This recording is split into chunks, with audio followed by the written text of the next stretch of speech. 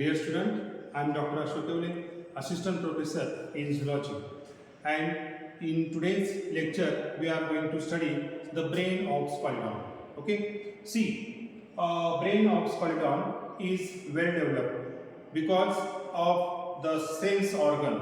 Because of the well developed sense organ in case of Squalidon, they can locate a location of specific animal into the sea. So the brain of Squalidon is well developed. See, in this lecture we are going to focus on structure of brain. Okay, see, it is a dorsal view of brain and it is a ventral view of brain. Okay, so no doubt Squalidon is a chondrioctys animal, means there is no bones are present. It is a totally muscular fish, so no bones are present. But the vital organ like brain, it is close or enclosed with a specific soft bone, and that soft bone is known as cartilage. Okay, so this cartilage or along with cartilage, this brain is present in a specific cavity. Okay, so brain is well protected into the animals like Squalidon, or we can say muscular fishes. Okay, so dorsally we have to classify or we have to distinguish the brain of Squalidon into three parts, that is forebrain, midbrain and hindbrain. Okay, very simple. The anterior part of the brain is known as forebrain. The middle part of the brain is known as middle brain, or we can say midbrain, and posterior part of the brain is known as hindbrain. Okay, so posterior and anterior part of brain, it is separated by midbrain. Okay, so dorsally we can see the two important longer lobes present on either side of the snout region of the Squalidon, and that is known as olfactory sac, or we can say olfactory lobe. Olfactory lobe. See, it is a olfactory lobe, and this olfactory lobe present on either side of the brain. Okay, it is an important lobe of a brain. This olfactory lobe, it is present in anterior part of brain.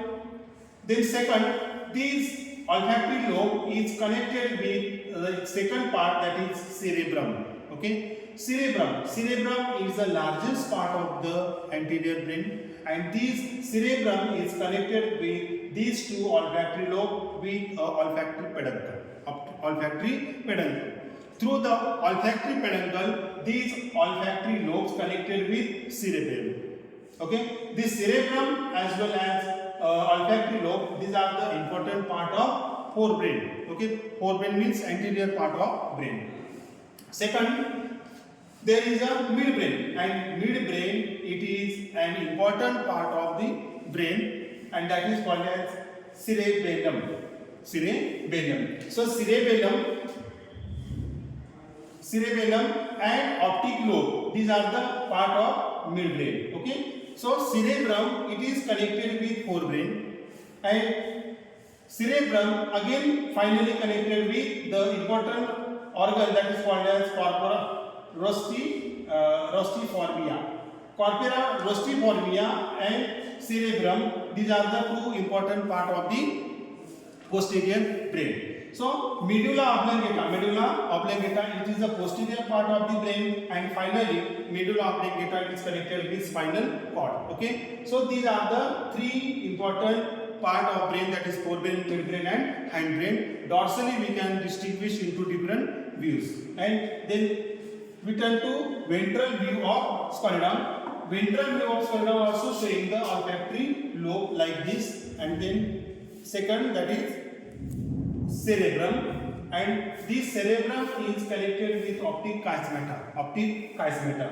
So beside the optic chiasmata, that is the infundibulum. So infundibulum and the optic chiasmata, these are the two important part of midbrain. Okay, and optic chiasmata is connected with prusa cerebri, and prusa cerebri also connected with sulcus musculosus. So hypophysis, it is a central smaller part of midbrain, and finally it is connected with medulla oblongata. So afterward, forebrain, midbrain and hindbrain, we can explain various functions of different parts of the brain. See, first one, that is olfactory lobe. Olfactory lobe control the functions of snout region or facial regions.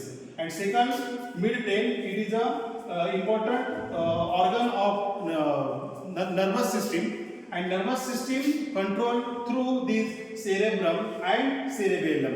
Cerebrum and cerebellum, it is also considered as small brain and largest brain. Okay.